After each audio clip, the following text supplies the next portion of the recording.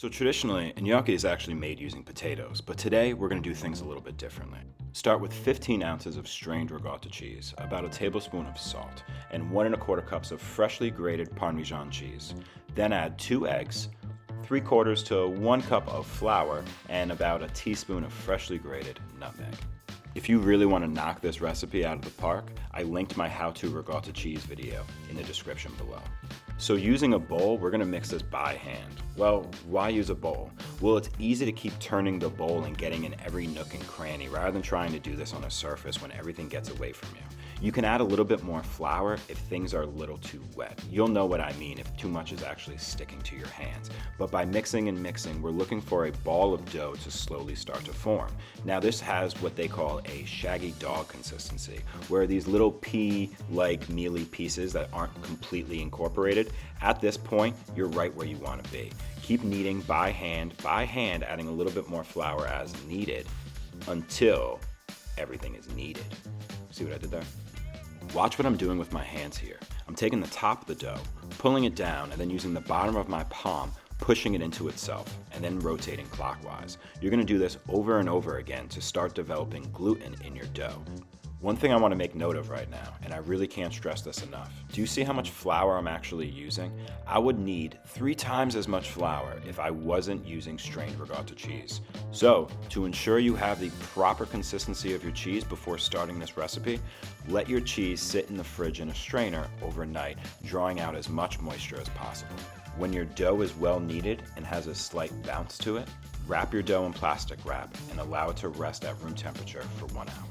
Why do we let our dough rest? Well, it's very stressed after kneading it for so long that we need the gluten to actually relax. Throw some flour out on your bench and let's begin shaping our pasta.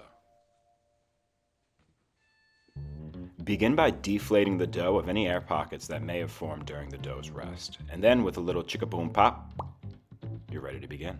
We're going to begin by working with small portions of the dough at a time. You can leave the rest of the dough out at room temperature so it can keep resting. Cover with some sort of towel or plastic wrap to ensure it doesn't dry out. With liberally floured hands, start rolling out a rope or a long snake with your dough. Now using the top of your palms, that would be where your hands meet your fingers in that little knuckle crease, we are going to lightly apply pressure while slowly moving our hands outward in a log fashion. If we were to use the tip of our fingers, or just our fingers in general, we would get these weird bumps and indentations that we are certainly not looking for, and not a smooth rope at all. Now be sure to keep all of your dough always covered as you are moving along, whether that be the master dough that you're working out of, or the pre-rolled logs that you are currently making. We don't want any of our dough to dry out. Let's take a closer look.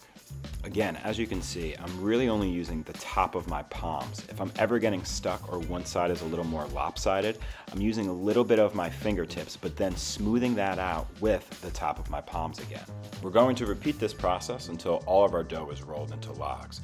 Rather than rolling into logs and then begin cutting one at a time, by rolling all at once and cutting all at once, we're actually saving time in the end. Using a bench knife, or really any dull knife, we just don't want you cutting yourself, begin slicing these into 1-inch pieces. These are going to resemble these small, adorable little pillows, and that's exactly what we are going for. You can go ahead and do all of your logs just like this and slice them accordingly. One thing I want to add from just experience of making this dough is that not only does this dough freeze really well, but it actually cooks best once it's been frozen first. So after I slice them up and dust them with flour, I then move them to a sheet tray and place them in my freezer for about 30 minutes to firm up before placing them in a permanent plastic bag. They'll hold for about 6 months. Now for the fun part. Let's dive into some pasta shaping. We'll get into the classic gnocchi board in just a moment, but in case you don't have one or maybe looking for something a little less traditional, here are some other options. You have this adorable little dimple that you can just poke right into your gnocchi. It's super easy, even kids can do this, and it leaves this little crater that's perfect for holding sauce. If you don't have a gnocchi board, you can of course use the prongs of a fork, rolling off using the back of your thumb and giving these little grooves yet again. Now, why do we want these little grooves? Like most pasta, it's either named or intended for holding sauce. So these little gnocchi guys need these little grooves or some sort of vehicle to help them hold your sauce. If you do have an gnocchi board, roll the dough over your thumb and off of the board to to create this little pocket or crease that is going to hold extra sauce in addition to those ridges. Again, over your thumb, off the board. Very easy.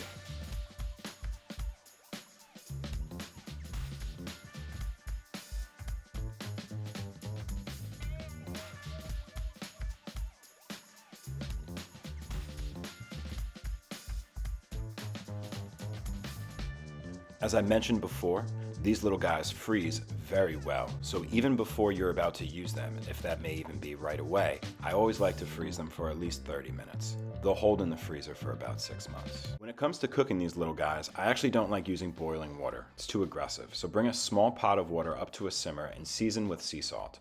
Then gently drop your gnocchi into the water, again, not being too aggressive because they are very delicate, and let them cook for about 60 seconds or until they start to float.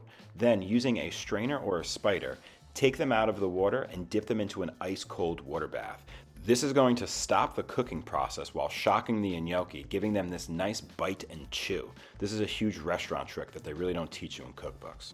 Since we're shocking the gnocchi and stopping that cooking process, you can actually go ahead and cook all of your gnocchi ahead of time. These will hold quite well in the fridge for about 6 hours, but I suggest using them a little bit sooner than that.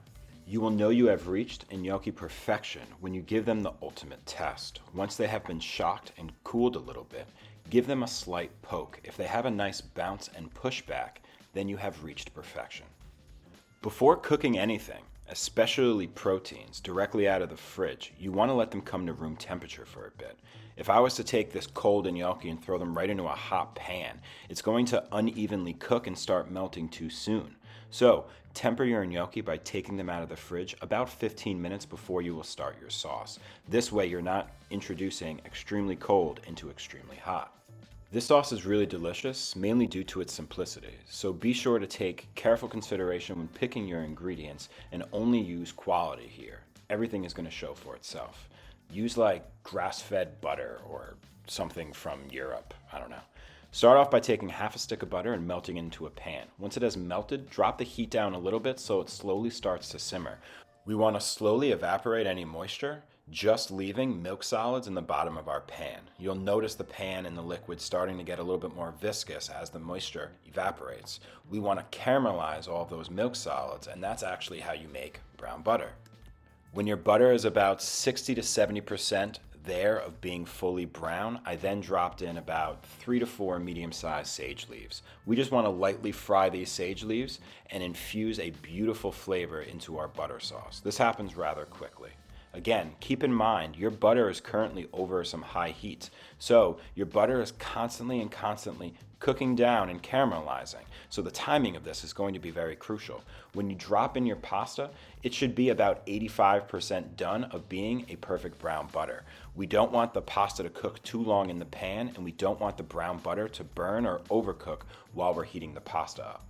So this should actually only take about 60 seconds of heating up your pasta. When I first put my pasta in, I give them a little bit of movement just to cover them in butter, and then I let them sit there for about a good 15 seconds or so. This is going to start creating a nice crust on the outside of our gnocchi. Don't worry too much about them sticking. There may be some initial sticking, but since we had already blanched them, they have that great skin, so they're pretty durable. After about 60 seconds or so, we should look like this. Our pasta has just about been heated through all the way. We have that beautiful crust on the outside of all of our gnocchis, just like I promised you. I kicked my heat down to low because I don't want my butter to further brown any more than it is. It's at that perfect sweet spot, but I'm just going to keep slowly turning these gnocchis around to ensure that all of them are thoroughly warmed through. Season with a little salt and pepper, and of course I'll leave you with one last pro tip. Right when I turn my heat off, about 60 seconds right before I'm about to serve, I smash a clove of raw garlic and I throw it in there. Mix it around and lightly season our brown butter and pasta with a little bit of that raw garlic. Now it's not going to be too astringent and it's not going to be too harsh. We don't even need the garlic to fully cook as we're not serving it to the guest. We're just using it a little bit just to season the rest of our pasta. Trust me, try this in your next recipe. It's going to go a long way. When your pasta is 100% heated through and ready to go, you can plate her up into a bowl because that's probably the ideal vessel for eating pasta. Make sure you get a little bit of that extra milk solids and brown butter on there.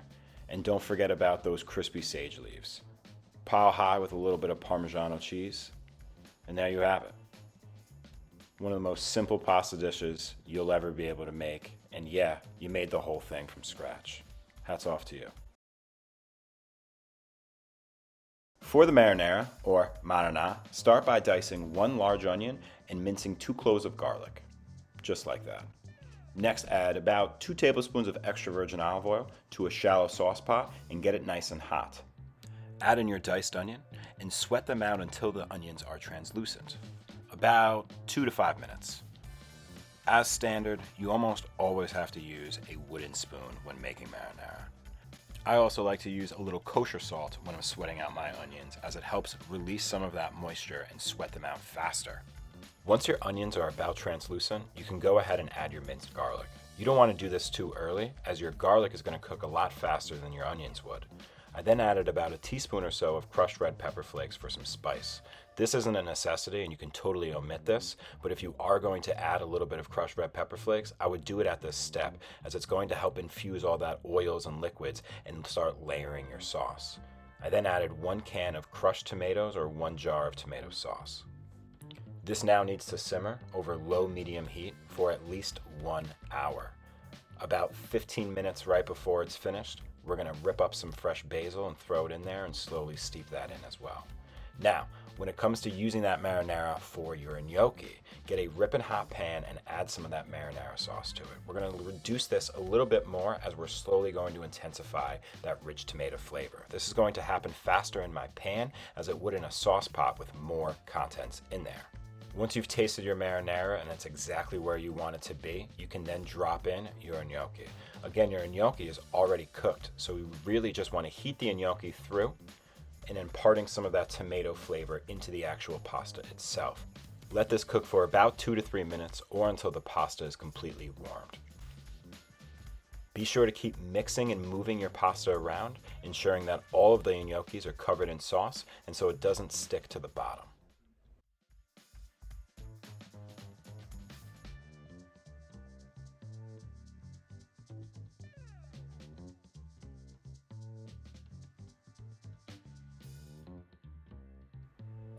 Lastly, grab your favorite block of cheese, I went for Parmesan, and make it rain all over that gorgeous gnocchi.